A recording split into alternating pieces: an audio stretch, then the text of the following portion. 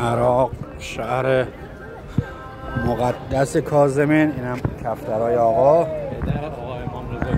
پدر آقا امام رضا جان و نوه پسرش. بله، پدر و پسر آقا امام رضا جان. پدر و پسری این وسطیه رو ترک کردن دیگه، بابا رضا رو ترک کردن. ببین پیش ما الله خودش خود شما هم بیایم پیش ما.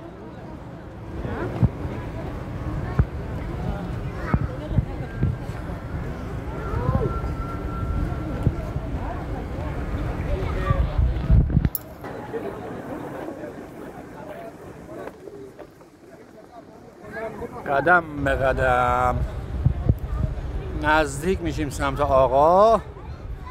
برای اولین بار من دارم میگم و میگن اونایی که برای اولین بار دارن میان هر حاجتی داشته باشن اجابت میشه. ظهور آقا امام زمان حاجت حاجتمندان،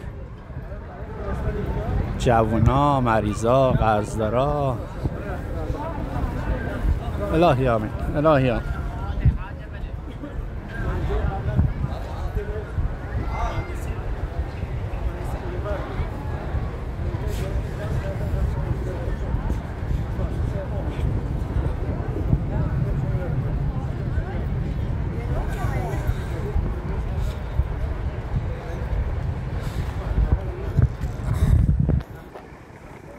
دمای هوا اگر 50 درجه نباشه 45 درجه دیگه مطمئناً هست.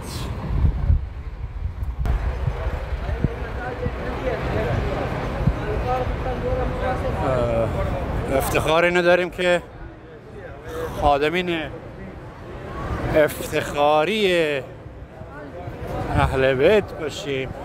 البته بنده توی قسمت اداری،